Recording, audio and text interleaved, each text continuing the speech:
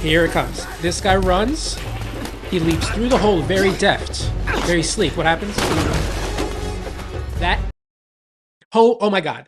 That's like character 101.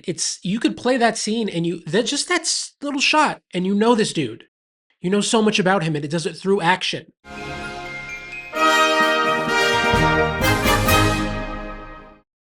This is Maddie Staggs Presents, and today we're at the poker table because we're talking about Casino Royale. And while we live in a cinematic landscape where there's constant reboots of every single kind, there used to be a time where the reboot felt weighty, where it actually mattered if the thing was good, where outright dismissal was still on the table. Where the movie doesn't take your interest for granted just because it's popular, it actually works to prove that it's worthy of existing. And while there might be a slew of poorly imitated back-to-basic, grounded reboots in its wake, Casino Royale stands far above the rest. Yes, I do own this movie, and I'll be watching on my copy of the 4K. And now it's time to press play, so grab a snack, take a seat, and let's watch a movie.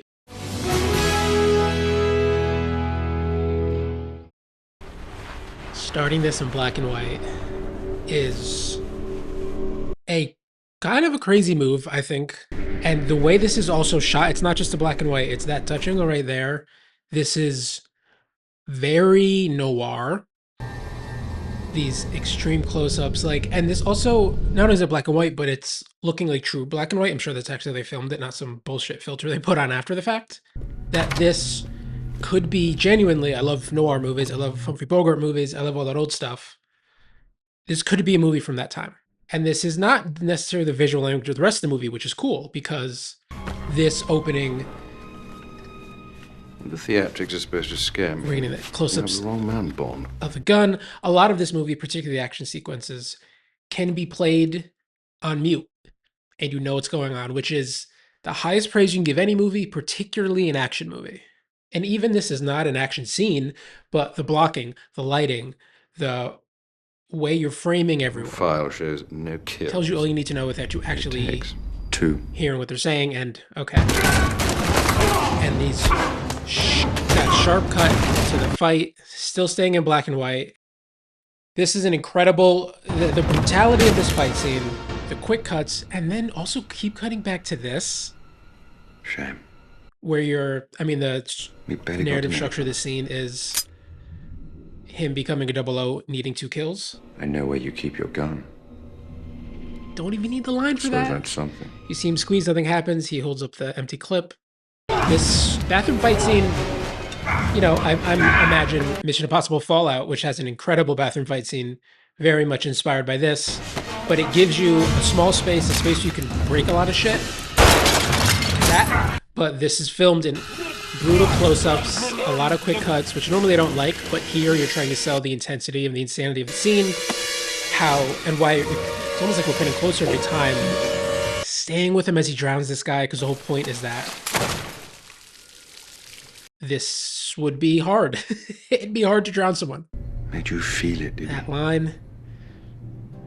And how Bond is so cold and removed now, as opposed to, and this is something Craig does well. The second is... the crazy flop off. Yes. Considerably. Yeah, and we're gonna get... Oh my God, how long is that scene? 4 minutes. Such a mission statement. This whole movie's a mission statement. And also great song. There's so much to talk about right away. I'm overwhelmed. Opening credits are incredible here. This song is great. Chris Cornell, R.I.P. I've talked about, just in the last episode for Men in Black, the importance of the opening credits. You're setting the vibe. Bond obviously always has that because the Bond song is such a thing, but also how different this, in general, also up front, if I haven't said it already, I'm not a Bond guy, so I'm not coming at this from any kind of knowledge of, I've seen 2 other Bond movies, which is the next 2 movies after this one, but from what I understand, this is all different. And that's this movie's mission statement, is we're doing things differently. And it's showing you that with these first few minutes. Stylization of that opening scene, the black and white nature, how brutal it is, things you're not used to in Bond movies. You're not used to seeing him drown someone and you're staying in a close-up as he drowns someone and he's talking about how hard it is, or someone's talking about how hard it is. But also the insane stylization of this, it's working with the poker theme, And the song, having Chris Cornell in there, like Bond songs from what I know are usually like big operatic ballads. And you're getting one of the greatest rock singers of all time. To give that vibe, the vibe is still there. That's why this is great. Maybe the best song made for a movie ever. We just covered Men in Black, which is a great song made for a movie. It's got such a, oh, dude, the diamond in his chest, great stylization. You're getting the line about diamond lighting up. Oh my God.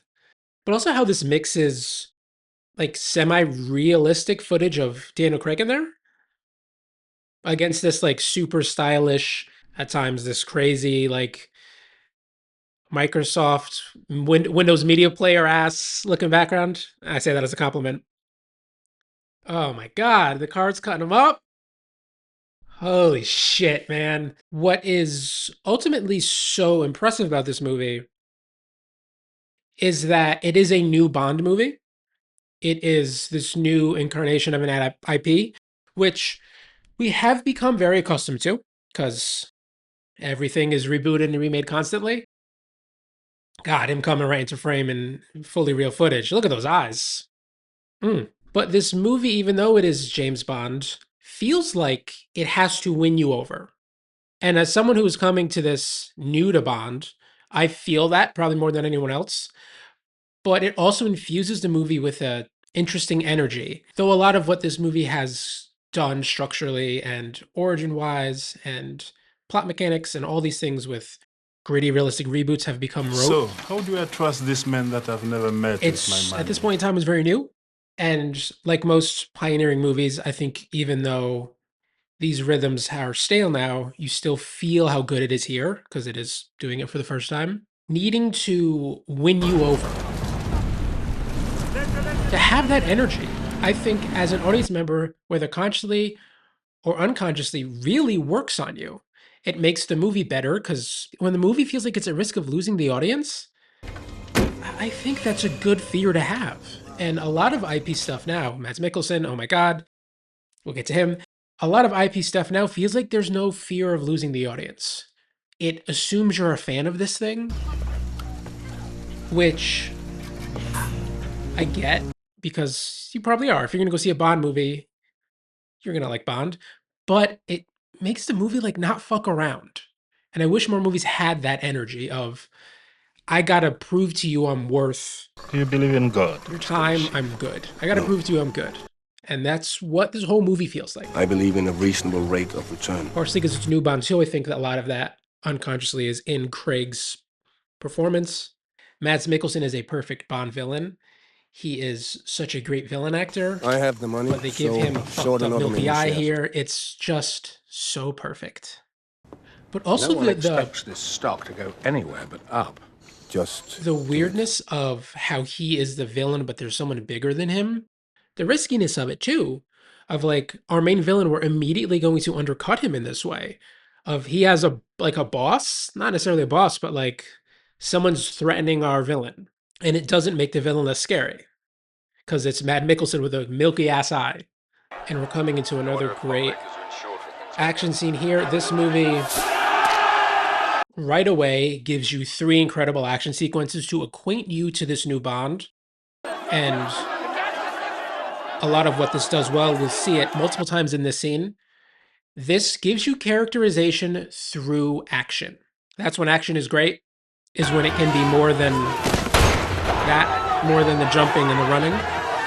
Whether that's storytelling within a scene, storytelling through characterization. And the physicality of the running in this. We don't need to hear anyone talk about this Bond because we're going to get to know him through these scenes.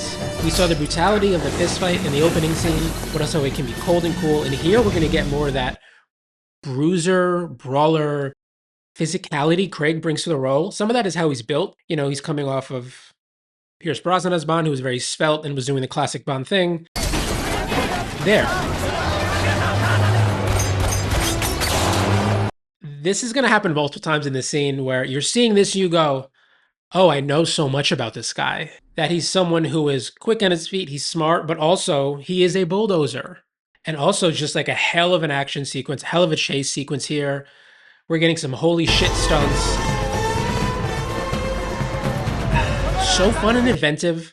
I love when they use an interesting setting like this just to fucking go wild. This guy being like a parkour freerunner dude is very mid-2000s. But it's fun. I like it. I don't mind things feeling dated. They should. You should reflect the time you came out in. It's always a good thing. And even how he lands is so violent. This guy is such a great opposition to him in this scene because he's everything Bond is not. This guy's light, he's jumpy, he's more gymnasty, and Bond is... he's a brute. Again, another little piece of the violence of that little move he did. How it's causing damage. We're cutting back to the damage it's causing. You're feeling the fallout already of this guy kind of just does what needs to be done without thinking about anything else. And again, you know, okay, it's a young Bond because he acts like that. And it's beaming to your brain, I think, subconsciously. In a way that action movies usually fail to do because they're interested in the thrill when, look, this is thrilling. This is practical. They're up on a big-ass crane. You cannot fake this. Here we go. We're going to get another great scene of it. He catches it. We're not even fully through this scene and we feel like we know this guy. Yeah, here we go. Give me that. Yeah, give me the helicopter shot. Holy shit. I don't care if it's obviously the stunt guy. I mean, obviously, if you look closely, you can see it's a stunt guy. Who cares? Oh, you get... there's nothing that can beat that stuff, man. It's action. It should feel visceral. Look at like that. Practical ass stunt. Hell yeah. You get it twice. Unbroken take. Yeah, this guy, see, he's light. He lands with no noise.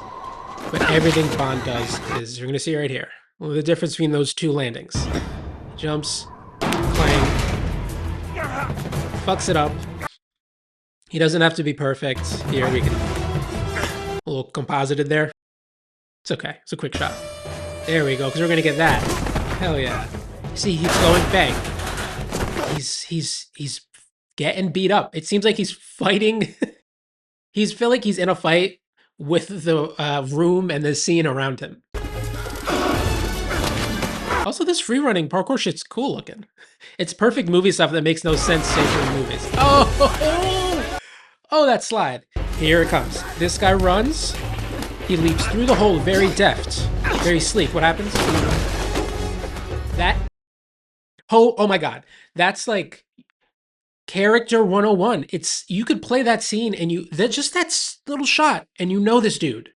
You know so much about him and it does it through action. Movies never do this shit. I love when it assumes the audience is smart and can even subconsciously retain this stuff because I think that's what this stuff does. It's not super showy. You don't have to have someone in Bond's ear. You don't need M. Is it M? I'm showing my Bond ignorance. I believe it's M. In Bond's ear being like, Bond, you're being too reckless. The chiding happens after. The fact that he's out on his own now too, it also tells us that, like, you know so much. This is also fucking thrilling. It's adds the energy of the action so much that you're getting to know this guy and it warms you to him in this really cool way. You bond with him. And this guy with the burns on his face too, I love Mads Mikkelsen with the milky eye. I love giving the villain a little, like, the bad guy in this scene, a little something fun. Shout out to Milky Eyes. We need more Milky Eyes in movies. Yeah, see, he just storms his way in. He's kicking. Yeah, that's not gonna work. Oh, yeah. He just punched him with a gun.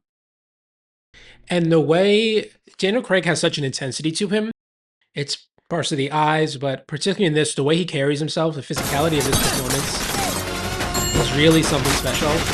How even then when he's shooting, he's moving with such confidence in his body that he feels more imposing, but also it feels like this guy is a steam train. Yeah, look at Craig getting in there, doing some fight choreo. God, Craig is just such a fascinating guy to look at.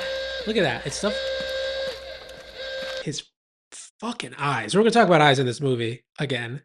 You could tell he doesn't give a fuck. Like, oh my god, this is great stuff. He's kind of got like a dead-eyed look. He's doing a lot. And what does he do? throws the guy to him. Oh, I guess it's over with. You got a hip shot. I forgot there was a nice hip shot in this. Love the hip draw.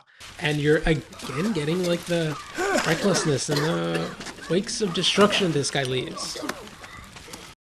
And he's gone. We know him. We know this guy already. And no, he said 4 words that, again, you don't even need to hear. Another interesting parallel of this movie, speaking in how this stands as a kind of current grandfather of the reboot. Such an interesting parallel with Batman. Oof, another bad compositing there in the background. Batman Begins, I believe, was a year before this. This is 06. Batman Begins was 05. But these franchises, these characters are both coming off 90s excess gone to excess. Batman and Robin 97, 98 to Batman Begins 05. I'm sure there was a 2000s Bond movie, but Batman Begins and Casino Royale are 2 very similar movies in how they are approaching their reboots for the character, doing the gritty, realistic thing, but also doing that in a direct reaction and response to people being like, this 90s excess shit has gone too far, which I can speak to Batman. I love Batman Forever. Batman and Robin was too far. But also then how these 2 movies have influenced reboot culture so much. And I think it's a natural response to, after you've gone too far in the 90s with the silly bullshit, being like, we're stripping it back to basics. And how the hell could Bond be so stupid? But these are also both 2 examples of it being done so well that all of the pale imitators are pale imitators. I also think mission statement filmmaking gives it such an intention, and I think a lot of times when these reboots are not good, they feel aimless, and it feels like the movie is kind of just unsure of itself. And when a movie like this comes in and is like, hey, we need to get a lot of shit across to you, and we are going to be very intentional how we do that, adds such an interesting level of depth to it. What makes Craig so interesting in this, he does the intensity in the moment of the action, but he can do this stuff I'll shoot the camera first next time. so well that it is almost unnerving. You're supposed to display some kind of judgment. I did. Where you're like, this guy can be in a bathroom killing someone, he could be storming through the embassy, do that all with that weird Deadeye look, but then here seems so jovial, and I don't give a fuck. Same way I found out your name. I thought M was a randomly assigned letter. I had no idea it stood for... Utter one more syllable. Now Again, have fun you reference killed? stuff, but also, this is, god damn, you can fucking nail a look. Holy Well, I shit. understand double O's have a very short life expectancy. So your mistake will be He also short-lived. feels so bitter, and like the intensity is like a caged animal thing he has that I understand is a very different thing for Bond, but works so Bond. well here. This may be too much for a blunt instrument to understand. If that line had happened before we got a chance to see him be a blunt instrument, I think that would come across much clunkier. But it's a perfect line here because we have just seen him be that on multiple occasions. I have to know I can trust you. And that So you know who to trust. M's mistrust of him here and everything she's feeling about him hits on such a great level because we've seen it. This is also a movie I would describe as being a mess on paper, particularly now, but even then, putting aside the eventual tropiness of the gritty, stripped down reboot, the way this movie is structured is positively insane and should not work. The most insane thing about this movie is, and we'll talk a lot about it when we get to it, it slams on the brakes to be about poker for like an hour with a little bit of action sprinkled in, and then it ends in this like weird double way. And if you look at this movie, you'd just be like, how is this thing good? Are you going to take this or make me wait? Certainly, sir.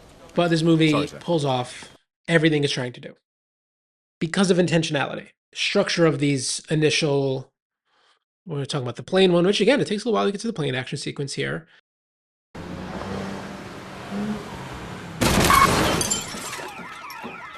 Again, guy's got a chip on his shoulder. You can tell he doesn't like rich people. We don't need to like read a dossier to see that. We just see him in action.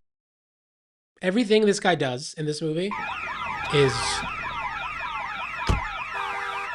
exposing of character, which sounds like basic shit. And a lot of what makes this movie great, and I would argue any movie great, is doing the basics well, particularly action. Action benefits the best from being like very competent, because action is so naturally exciting that if you can make everything around it work on the basics, which is very hard to do, it gives everything such an added bump.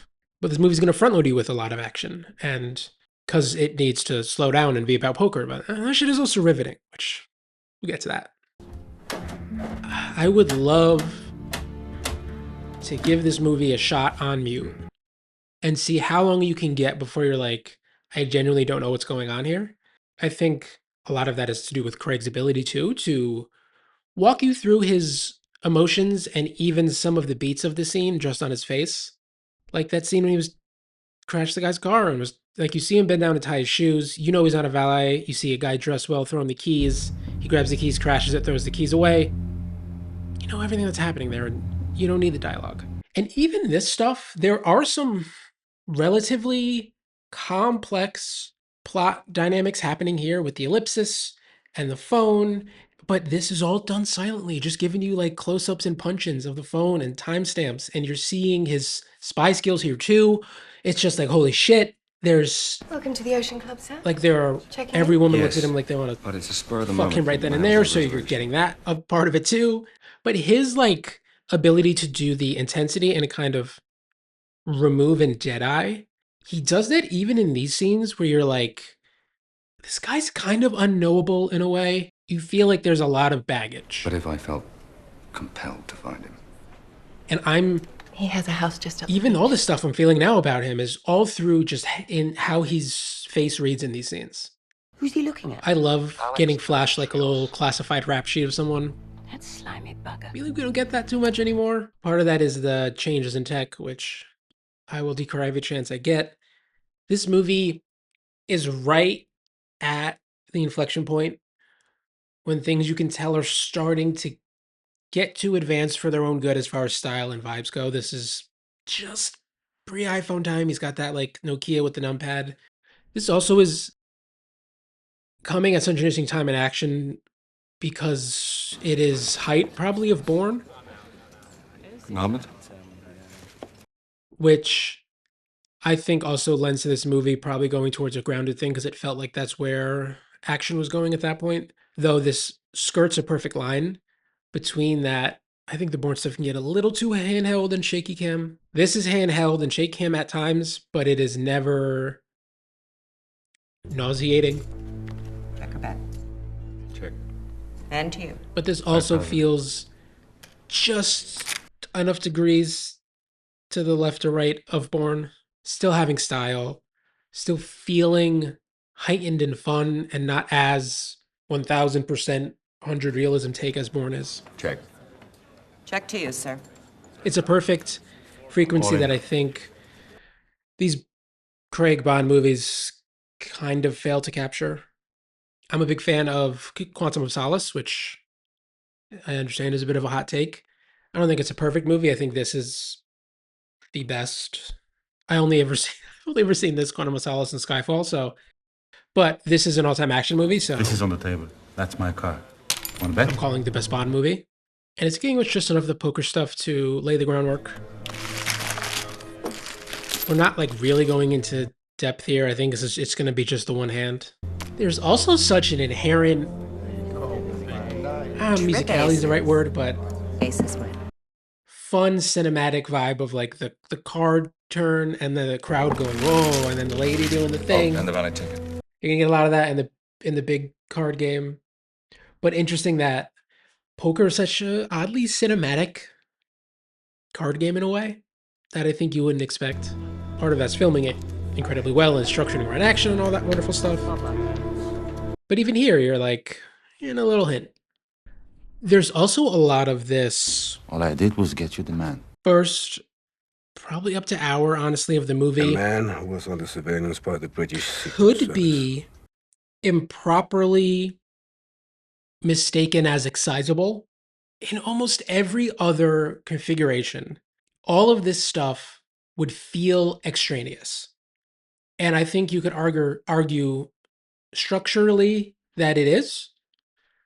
You could start this movie like at the beginning of this resort scene. You can start this movie at the next bit with the airplane. And a lesser movie would fuck this stuff up. And like the whole, you know, Bond being a womanizer stuff too, you're getting enough of it here, I think. I don't think this movie's Can I ask you a personal question? fully interested in digging into that beyond this guy as a little bit dead inside. But it's less womanizing here and Good more evening. him Can I get a bottle of chilled Bollinger Grand viewing everything like and a beluga a caviar? tool, because that's what Yes, he with is. everything. And whatever I don't love in Skyfall, digging into that past too much. No, for one. It's perfectly utilized here. You get enough of how this guy views the world and just in how he interacts with everyone in this first hour. It makes the inevitable Vesper stuff that much better, but also adds such an interesting mystique to this guy that is very hard to pull off if you are telling this and not showing it to us. This is also the body exhibit is very mid 2000s, but it's cool because like this, yeah, the cool poker scene. I forgot the little poker chip thing here. They're having such fun with that. A lot of these flourishes of the time, let's call it, let's be nice and let's call it that. Dated elements, if you're being a fool, add such a vibe and atmosphere. Man, this is the good stuff. It's Craig's quiet intensity really coming into play here. He's got the neck grab and they're in a public place and it's the sound of everyone getting louder. I believe it is something very special. Even that, like the little nod away could be, give him a little pat. Could be misconstrued, and I think is maybe even telegraphed as like a dirty move. This guy will do anything to get the job done. He's very raw. This is a very raw Bond. Emotionally, and how he moves, and experience-wise, it's part of the character. Also part of the remove that Craig is able to do. You understand him being so driven. He's so good at his job in a way that I think for a spy movie, it's hard to communicate these things of, I think particularly smarts might be the hardest quality for a movie to show you without sounding like it's talking at you. Because in a wrong way, it's tech babble. Right, this guy's so smart, he's going to do all this tech babble. It could be how he talks to other people, but in this, it's part of the characterization through action, but it is smarts. It's a goddamn hard thing to show because it requires creativity. It requires you to be smart to think of ways to show how this guy's smart. And feels like someone who learned that stuff through a tough life. And I'm projecting a lot into this Bond, sure, but the movie is begging me to. And I think that's when the characterization through action works so well. You are projecting so much stuff onto this guy, and it has not shown you that. It hasn't told me anything about his past, but it makes you think. Bond? And the way What the hell are you up to? talks with MI6 in this is so Call you back. like adversarial. It doesn't feel like he wants to be there. It feels like everything else, he uses them as a tool when needed. He only calls them when needed. And even then, as he's mid-phone call, he finds no use for them, so he hangs up in the middle of the phone call. S570 prototype. What about it? Largest airplane in the world being unveiled today at Miami Airport. But it makes her line about him being a blunt instrument that much more interesting because not only is this guy a blunt instrument, but that training and part of it feels inherent to this Bond as a person. He's used that way, so he uses others that way. That's what makes him perfect for it. It's so great. This joins a great lineage of tarmac action scenes. You have Heat, you have Bullet. The planes constantly landing adds such a natural, interesting dynamic to a scene. It adds such a danger to it. It is a crazy thing to think about, I think, air travel in general. And I love when movies lean into that. Oh, these punch-ins. Hell yes. And this is, like most all the action in this, incredibly geographed and choreographed. Action geography is a very important thing. What I don't like, here we go, give me a stun. Oh yeah, baby. Again, the violence of all of his action. When you're understanding what's happening, where everything is in the scene, you know what their goal is, you know what the objective is, you know the target of where this car is running to. And there's also the way they're stressing the set, there's all of this stuff in the way. There's so many people, there's so much collateral damage that's gonna happen. Yeah, there we go. See, you just show me a plane landing in the background. It adds a vibe. That's like so much free real estate in your action scene. See, that's a crazy spin on that big ass truck. Yeah, and the luggage being thrown around. It's a lot of... Ooh, the double gun. God damn. These scenes are so big. Holy shit. A lesser movie, like, would take for granted the inherent stakes of the chase. If you're like, damn, this thing's trying to blow up a plane, that's enough of a scare, but it has to run through 3 other cars on the way over there, and we're getting a fight scene in the driver's seat while that's happening, and there's police chasing them. So many layers to this action scene.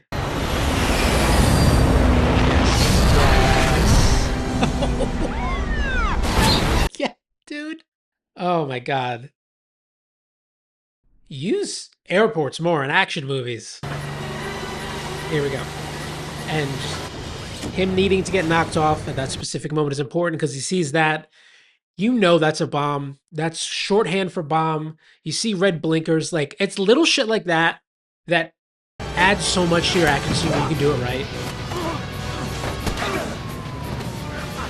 This is why the basics are important, because it makes everything flow so smoothly. And I also think it's part of Bond's smarts because he's putting it together too in real time while this thing is speeding along. But also that there's a bomb on that, but also you would imagine that thing itself, if it hit that plane, is enough of a bomb. So he has to stop the thing from impacting too. There's like 2 layers to the danger. Here we go. Oh yeah. To cut all the sound and to have it still spraying out. Yeah, hanging in the silence for a second. He's all fucked up. He's giving us a great intense look. God, they toss him around like hell in this movie. Holy shit. Great pavement sound effects there. Hell yeah. Yep, we know what's happening. Oh, this is so good. Yeah, slow realization. Yeah. And then hanging on, Craig. Give us a little smile, Bond. Yes. Yes. But that's what this first, I think we're almost an hour in. Yes. The first 50 minutes of this movie has been is to set up the villain. I'm not sure yet how much you've lost. Owing money. 101,206,000. And you can easily inherit that as a plot point. And again, this movie could start here, but it not only makes the first hour of this entertaining as all hell and worth your while in more than just plot nonsense. Because if it was just... That's very brutal. Jesus. If it was just about needing to understand that the chief owes money, you'd have sat through 50 minutes and been like, what? What did I just... So I sat through, that's all that's gone on? Not much has happened, but a lot feels like it has happened. The coldness, him not caring. She was tortured. I don't know that she died, but like she was She'd tortured. already killed her and husband. She must have been the only one left to question. it's so mean. This guy is not... Do you know anything that could compromise you? No. Not your name? I don't want to say not a What's your hero. He's wealth? very heroic. And I don't think Bond's thing is necessarily hero in a way you think of like the American Spider-Man, Batman, that kind of thing. But there is a like to prove it by playing poker. level of acceptable coldness that I think this movie is violating. I think in the Bond movies, sure, he sleeps with the women and, you know, he doesn't really care. But the fact that this woman was tortured and he didn't give a shit and it was his fault because he involved her, a little risky. A little risky to make him like that. Still getting some good tech, though. I love it. The idea of, like, a tracker, like... So you can keep an eye on me? Has tech gotten too good that anyone would even try that anymore? To, like, insert a tracker in someone's body is, like... Nobody would do that because we can shrink tech so well. It fucking sucks. Good tech is not cinematic at all. We can't let him win this game. If he loses, he'll have nowhere to run. And even that, We'll give him too. sanctuary in return for everything he knows. It's weird that they're not, like, trying to kill the villain. And again, a part of it's the villain, like, having people he owes money to. I would ask you if you could remain emotionally detached. Here it is. But I don't think that's your problem, is it, Bond? Yes, dude. Yeah. Yes, perfect time for that line. But the detachment is why he's so damn good, and you see he's so good, and it is showing it to you. She told it there, but that's the cherry on top, because we've been shown over and over again. And the whole point is that it is I'm the money. going to utilize and weaponize that emotional attachment with Every penny of it. this lady right here. I suppose here is probably where it starts to get most Bondy, traditionally Bondy. So you're telling me just it's a matter in, of probability and odds? like the train and the fancy lady. So that will be what you call bluffing. And the patter, the specificity of the patter. You've heard the term. And how different he's kind of acting right now. Well, your This, beauty's a problem. like much of this movie, You worry you won't be taken seriously. this could suck. This scene where the two characters are like reading each other in this way. And it's like such smart dialogue where he's almost like True, but this one overcompensates by wearing reading slightly out his masculine supposed clothing, character sheet of more her. aggressive than her female colleagues, which gives It's her a that somewhat stuff. prickly demeanor. It's like the very obvious verbal sparring that You they're see, by the doing. way you ignored the quip about your parents, I'm going to have to get with Orphan. But it works here. But also I think here because My guess is you didn't come from money. And your school friends never let you she's forget it. reading into him in a way that like a couple minutes ago I was just doing with like trying to figure out what the fuck this guy's deal is. And we've kind of, I think, been secretly wondering or longing for that in that movie. In this And that movie makes where perfect sense. Since MI6 looks for maladjusted young men. we kind of have been feeling that. It's the perfect timing where they're still like, oh, the tech. Oh, this tech. Yeah. There's still, but he's also like still got a envelope in his lap with papers in it. Every spy movie should have papers. You need envelopes being passed around. You need things being delivered in parcels. Here we go. There are dinner jackets and dinner jackets. Yes. This is the latter. And I need you looking like a man who belongs at that table. Also like the sizing up thing. Yeah, see, here you go. It's tailored. I sized you up the moment we met. A great throwaway line that, like a lot of, I'm noticing now, oh, fucking, damn, look at Bond. Oh, you get this little hints of the score. This isn't giving you the traditional Bond score, and this isn't giving you so much of the traditional Bond stuff. Those flourishes aren't there, and again, like a lot of things that have kind of stolen this movie's vibe of reboot would so often annoy you.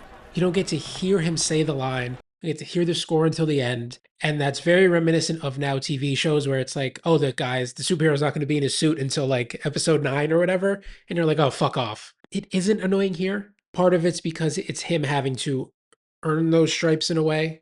This is also the first time you've seen like a Bond origin story. So naturally that stuff's so much more interesting, and depriving you of it adds an interesting dimension.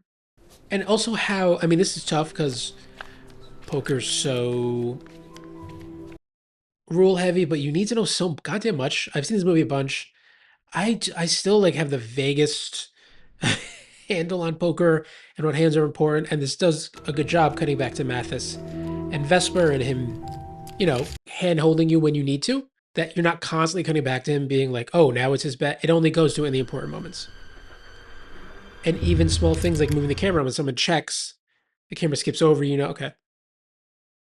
You don't need to be told what check means. It's also interesting how poker is such a, God damn. What was I saying? Poker. The game of poker that they're playing right now is such a naturally Weren't you supposed to enter cinematic game, because it is so kind of theatrical in a weird way that it's like all about reading someone's eyes, but like holding your cards back. You could be lying the whole time. There's so much mystery and intrigue inherent to poker. I mean, what was the bet? 100,000? Casualness is able to flip on. My God, those big. I love the big chunky, Use is full of nines. like $1 million or whatever. Those like really big betting tabs that they have are. Such a fun, stupid little thing to give your villain. And Mads, as you could tell, is just having such a ball with that goddamn inhaler. I think part of playing a good spy is an actor playing a second level of acting. I talk about this sometimes. When the role requires the character to act either poorly or well, I think is hard because you're having to play like 3 layers total there to the character. I'm so... And to have Philly get like attacked halfway through the movie is very interesting. I think that's what helps the structure not feel confusing or aimless, that you know there's a higher level, that it's about more than just him. Open that. Therefore, it is about more than just this poker game. So when the kind of hidden 4th act, whatever you want to call it, of this movie happens, it's not that surprising. They've been kind of silently seeding it to you the whole time. God, Sony. Okay, Sony. Jesus. That's one very funny thing, especially how tech evolves, where like... Go to the room. I think in this Sony Spider-Man movie, he's like using Bing instead of Google because it's Sony's own thing. That's when they do that. That shit always takes me out of the movie. Like nowadays, they'd be using like, instead of an iPhone, they use some goddamn Sony phone, which we didn't have before, when tech was kind of just, movies were inventing it for the sake of the movie. They were inventing it for the sake of style, not for the sake of fucking selling you some shit. Again, we're talking about action geography here. How she's hanging around in the scene, but we know just from that pull focus to where the emergency exit was that she's going to have to basically cross a line of danger, which is the room. Yeah, shit is good. But that the geography is important, and it's, you know where it is. I think that's very hard to do. And a lot of movies don't do it. Maybe it's not that hard to do. A lot of movies just don't do it.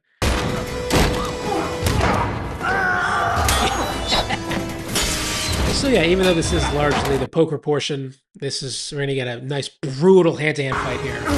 Plate glass windows. And also keeping her in the action scene as like this, and then constantly chasing, almost like chasing after her in this weird way.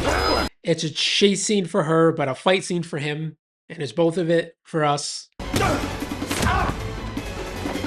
Like, really well balanced in the longer takes with the stunt doubles, and as we're cutting into, here we go, the scramble, puts him in the choke. I remember seeing this, and like this was again pre like jiu-jitsu and cage fighting in UFC kind of, that's when the shit like first, it was like if you knew ball, you were into UFC then.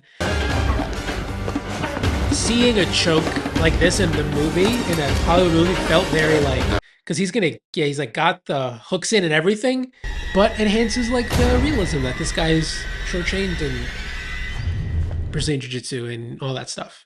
And Tell him I've hidden the bodies down here. pairing him with her in the scene. Do that now. Go. The line that M said about him being emotionally detached, and this idea, this shit is so good. God damn, Craig crushes this stuff. Like, playing the pain, but also playing annoyance of the pain more than anything, that he feels like a robot that is repairing himself hastily right now. But he's going to have the shakes here, and he throws it back. Oh, shit, dude. That is both a coping mechanism, which you can tell long-term is going to be a very unhealthy thing, but how it's this right here. Holy shit. How it's the thing that calms him, and that he used that as like a robot would have. Oh, I need to do this. It feels very mechanical. That he did that as just a way to patch up. You changed so we can get back up and do this. This is also just like I think about this scene all the goddamn time. She's crushing this, but like fully clothed in the shower. But you're just peeling enough of a layer back on this guy right now. Craig can do this stuff too, man. We're like, oh shit, there's a part of him that feels like that all the goddamn time. And it's not laying it on too heavy, but it is all in Craig's body language and his eyes right here, and how he slightly softens his face. And this stuff, I think, is like very impressively done here in the editing and the framing and the score use. I think about the sport movie, how often the more exciting sports are interestingly the least cinematic sports, Full house. meaning like Kings and football, aces. Monsieur le Chiffre. because they don't know how to capture it well. They try to over excite, you know what's going on. But something like Moneyball, a great baseball movie, doesn't try to over crank what's going on. This does just Spot enough, checks. Monsieur le where Chiffre it's not wins. really hitting too hard as to like, it's not super flashy. There's no heavy sound effects when the cards flip down. It's a it plays into the mystery of it all as opposed to like the action of it all. Sorry? And him, Why don't you try putting that in a sentence? Like maybe, sorry Le Chiffre's gonna win, continue funding terror and killing innocent He- people. That kind of sorry? switches that kind of stuff on. He like grabs her too. It's unafraid to make this guy beyond You lost prickly, because of your ego. kind of And scary. that same ego can't take it. That's what this is about. And like truly this guy is capable of anything, because we've seen him storm the embassy and kind of treat everyone and everything as collateral damage. So you could very easily see this guy like, is he gonna get? He was just protective of her in the shower, but there is this other edge to this guy where you're like, what? It's the mystery of what the hell is wrong with this guy. Vodka martini. Shaken or stirred? Do I look like I give a damn? That line too, I don't know if that really clanged off the backboard for anyone. I feel like this is a roundly praised movie. Like that line could really clink, but it doesn't, you know? It's not too cute. Like it's the Marvel shit that they just can't thread that needle. I should have introduced myself, seeing as we're related.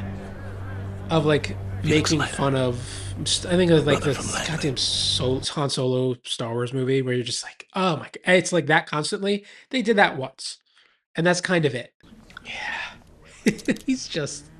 If I, nothing could be more upsetting than taking a sip from a drink, feeling a tiny bit weird, looking up and seeing that milky-eyed son of a bitch looking over at you. Yeah, you're in trouble. Oh. Hell yes, the way this is shot. They're like overexposing a little bit. We're very handheld. Oh my goodness. Too late, dude. That shit's in your bloodstream. Even I know that. Craig's is such a fascinating actor, particularly in this, and like feels like he is strapped onto a bomb at all times. You'll be dead within 2 in this minutes movie. unless you do exactly And- what I tell you. I'm all ears. No, that has never worked for him in any other movie but this. And oddly, I find him most interesting. I think of like Logan Lucky. I do think he's struggled to kind of Push the damn button. Do it find interesting lanes. But now he's like best as someone who's like hammy and silly. And I wouldn't have seen it for him coming out of this. I would love like there are interesting physical hallmarks. The playing the snapping out of it. You okay? He asked if she's okay is the first thing. But him, yep, just like right back to business. And I think Seriously, part of going back there. what makes the characterization so well, what's he gonna say? I wouldn't dream of it. His shirt's still open, but he buttons up the suit. Like, so good. And that's a thing you throw at every single actor. Everyone's gonna do it a little differently. I think of like the coming back to consciousness thing must be like a really rough thing to play, but also is so telling of each actor that he doesn't. I feel like if this is a Born, or if it's too Mission Impossible, which this is, I think, fairly comped to, his snapback there is more mechanical. I think of Mission Impossible 3, a movie that came out I'm sorry. a couple years before this. That last hand. There's a scene where Nearly killed me. it's the winkiness, it's the slight charm he does have. That's what separates it from the super grounded. But like Mission Impossible 3, Ethan gets knocked out, comes to, and like immediately grabs the gun and is searching. It's great for his character there. Wouldn't have made sense for necessarily for this Bond to do that. While he is slightly robotic, there is also something like he's got a lot of personality still. Oh, look at those things. Also, like Race. the differences in how everyone goes all in. When he did before, it was like very, very reckless. But Le Chiffre is he didn't go all in there, but he put a lot of chips in. How it's like his is very detailed, very methodical. So much being said. Holy shit, Craig is crushing that. What's he gonna do? Look how he does it. He's gonna do it. 40,500,000 all in. Yep. Yeah, throws it. Yeah, see? Raise all in. The difference is in the how they're putting the chips in. Little character flourishes like that. I think of like the seatbelts in Jurassic Park. I love, that's when you know when like an actor is really locked into what his character is, how they can do that differently. Little things are really, really important. Cold. Dropping the final little chip. Okay, again, I don't know who has the great hand here. I know they're both all in. I know that's a lot of money. 115 million. Just as I say that. Another thing, when you ask questions during a movie, whether that's in your head, hopefully it's not out loud, that the movie precisely answers it just as you're thinking it. Fucking love when that happens. How a card flip can be so...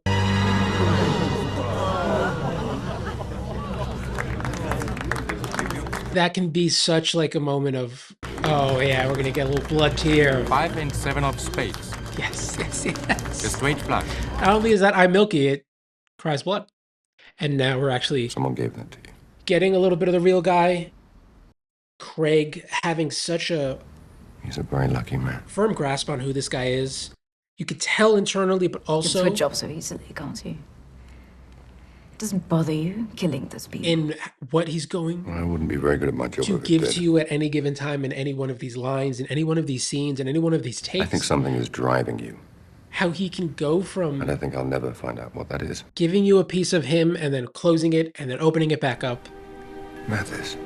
back and forth in these scenes. It's really incredible to watch. Look at that run. Oh, look at that. Look at Daniel Craig cook.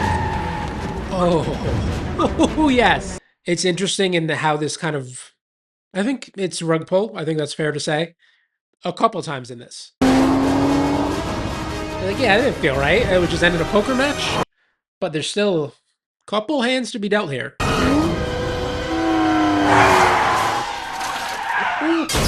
What a stunt. This movie comes at such an interesting time for visual effects. A lot of people, and I argue, and sometimes this is true, mid-2000s, early 2010s, is I think when you see, there's some CGI today, that's great. I think the argument of has CGI gotten better or worse is not necessarily a yes or no answer. I think at times it does, at times it doesn't. But this time of when CGI was a tool, but it was not the only tool. And this is a very, very practical movie. Where, oh God, I don't like that. Jesus. So much of this, it is, and you see with these new ones, just like how weightless it feels without the I'm afraid your CGI. Things friend like how Mathis sweaty is everybody is all the goddamn time in this movie. My friend Mathis. Adds to the viscerality, but that is the tone it's going for. So it would feel fraudulent if this movie was full of CGI, and I think there was a tiny bit on the card there. That was a real flip for sure. I think there was a tiny bit with the skid, a little fun they were having maybe. But that opening scene on the crane, this movie feels large in scale without having to resort to giant CGI set pieces. You're just like, what is going to happen? To cut the bottom out, you don't know, you could never guess where they're going with it. It don't feel good. Where you're like, something, that is ominous. Something fucked up's going to happen there. Why would you cut the bottom out? Your mind goes to many places, and it lets you wonder as you're assuming he's wondering. And like when I talk about how Craig is able to slip the mask, the mask is fully, look. Oh my God, dude. Oh, how dirty he is too. I don't know why, but that makes it worse. I don't think it would matter if he was swinging something clean here. Oh my God. Oh, Jesus. I remember seeing this in the theater. It's the simplest and thing. this scene played like goddamn gangbusters. It's the dullness of the thud, and I'm not hamming this up at all.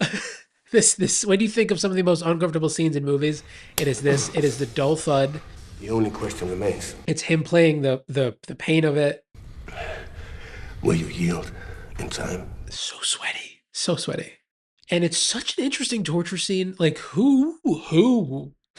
I don't know if this is from the book or what, but like, if you're the sick son of a bitch who wrote this, imagine walking into like the...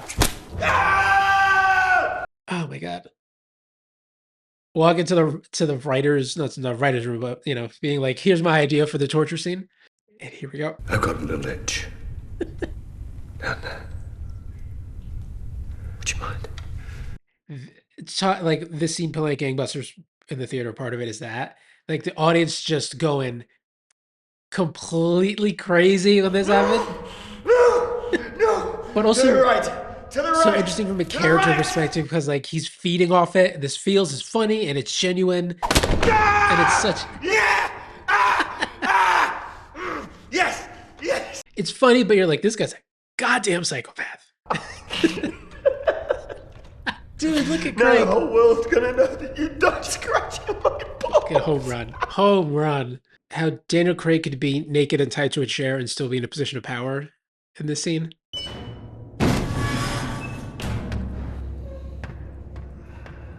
And then here's where again, another rug pull's coming. Where like, what? Who is this guy? I'll get the money.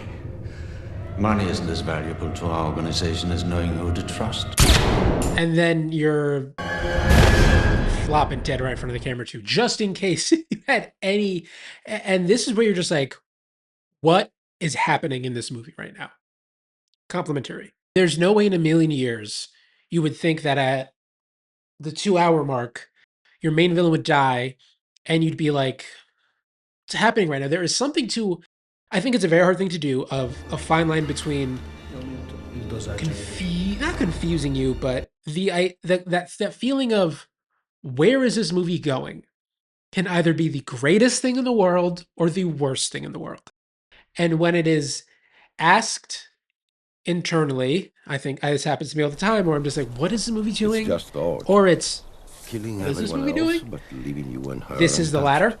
Part of that is, I think, when you ask that question, but also I think a movie like Avengers Endgame, which isn't a movie I love, but I think the decision to the time jump after Thanos gets his head cut off, you're like, whoa, where are we going now? And that's in a good way. But there is a level, speaking of this movie, there's a level of trust that the movie has already earned from you, I think, where you're like, oh, they know what they're doing, obviously, because I'm having a goddamn ball. But surely this movie can't end right now, because even though we've had a tiny bit of action since the poker game, it still doesn't feel like enough for your third act. And you know it's not going to end here. You still know there's more, but he seems to have figured everything out. So you're like, what could you possibly be giving to me right now? And it adds such an interesting feeling to watch this movie, especially particularly for the first time. That's, again, talking about last time tech was cool, that like, what is that brief? It's like a briefcase computer, very traditional spy tech. Like they always have a ton of fun with briefcases. It was a laptop briefcase seemingly solely for the specific use of transferring these funds that, like, again, these are not things you ask because it's not a legitimate criticism. I say that as a positive thing. Whatever is left of He's me. crushing. He's absolutely crushing for sure. Whatever I am, I'm yours. This is where the movie really starts to, I think, fuck with you.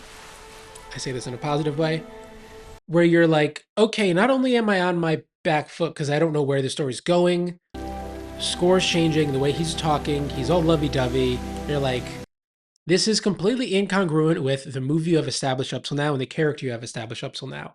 And again, I don't say that as a criticism because it will serve a point. Because if the movie ended here as to where you think this is heading, it would suck ass. And this goes so far to trick you. That's what it is. It's a trick. It's a good trick. It's a trick because it has a good goddamn payoff. He's typing on a Sony Vaio and I can't. And you're just like, wow, no, this is too fast. Bond's quitting? What the hell is going on? This does not feel right. They're screwing this up. It's so good. But even as I say that, slight change in score here. It is pushed just enough where they start giving you hints where you're like, why does this feel weird? I feel icky. We're going to cut to the guy. Yep. And you're like, oh, I know. Look, I know weird looking dudes in Bond movies. That guy, right? So you immediately are like, okay, this is about as far as they take the trickery. Now you're like, okay, we're going somewhere. Okay. And now this right here, the way he's moving, he suddenly becomes so pathetic. We're like, some bullshit's afoot that she knows about that he don't. He is immediately undercut in this interesting way. All you need to see is a guy with like, why does that guy have one lens in out on his sunglasses? That's like, it's like he's basically Milky Eye in glasses form. Back in 1 Maybe month. the most unrealistic part. She just texts her Come on. employer back in a I'll get month. money. You get supplies. I will not let that go. You give me a Milky Eye. You give me all the gadgets. That don't seem real. But also this hangs around in how this betrayal is structured and how this reveal is structured so perfectly that on the boat, he tenders the resignation. And then within I think it was within 10 to 15 seconds of that, you see the glasses guy and you're like, okay. Thank God something's going on here. But we're about a minute removed from that. And it's very quickly, it's not going to let him look stupid for too long, which is important how it tricks you for longer than it allows you to know more than he does. Because he is James Bond after all. Here it is. And you're Right now I have a lovely man from the Treasury here, wondering if you're ever going to deposit the winnings. There it is. Okay, and it was maybe 2 minutes between when we knew something was amiss with Sunglasses Guy to now. Now he's already back on, dude. It doesn't let him look stupid for too long. It's just enough time. It appears the funds are being withdrawn as we speak. Yep, there we go. Yeah, and now Well, the Venice branch, of course, St. Mark's Square. Getting an incredible third act set piece here. One of the most fun uses of Italy, I think. There is a base expectation for particularly Bond or like any spy movie, partially because of the legacy of Bond movies, to be so globetrotty, and this really hasn't up till now. I think that's part of the interesting structure of this feeling more Bondy as it goes on. This is a very traditionally Bondy setting and set piece. And he's chasing her through shadows now, and it's now naturally becoming more typically Bond. And it's interesting too, because like from a structural perspective, how do you tackle a James Bond origin story? He is a spy. Like, what is there to become? It's not Batman, where he needs to make the suit and there's all this inherited origin stuff. One, you have to create it all. But also you have to create it from a guy who Allow me. becomes a spy. Do you do training? No. It's so much better than this being like him becoming a 00 agent. Happens at the beginning of the movie. So it's not about him becoming a 00 agent. It's about him specifically becoming this person and this character. That we got the official stamp out of the way early in the opening scene. That when he was a 00, he wasn't quite James Bond yet. But this is also perfect in that it adds so much depth to the character that I don't think was really ever there before. Again, I haven't seen a ton of the Bond movies, but like from what I understand of them, like that's not necessarily the criticism of it. They weren't trying to be deep, you know? But all of the womanizing and all of the emptiness has a reason here. This is an incredible set, an incredible sequence, incredible idea for an action sequence. To have this deteriorating, to have a sinking house. Legitimately, how did they do this? This looks incredible and it looks real. I also think, again, speaking to the geography of the action sequence here, like we are, from a sinking perspective, knowing how far down it is, but there's a natural, there's a natural geography to this. You know it's spirals. Like, you know what this house feels like, even though you're not there, and you have her going down as they're going up. So there is all of this. You just know what's going on. You know the stakes. Oh, yeah, dude. Give him the nail gun. Here we go. This is so fucking cold, baby. Is that why you give him one lens just to do that shot? Ooh, yeah. Yeah, his face, he is. I'm sorry. And how they don't really have a conversation. That his emotional distress here has to be silent, and he has to compartmentalize it relatively quickly. He's gonna get a little moment here, and to do this underwater, this is so fucking haunting. She plays drowning like she does. She is crushing. She's so pale. He looks like a ghost already, and you don't need to. Oh my god! Holy! Did they like her eyes were bulging? Oh my goodness! You don't need to know that this is something that will haunt him. You don't need to be told that, you know, because this is such an upsetting thing to look at. Here we go. Yo, look at Daniel Craig, man. Oh my god.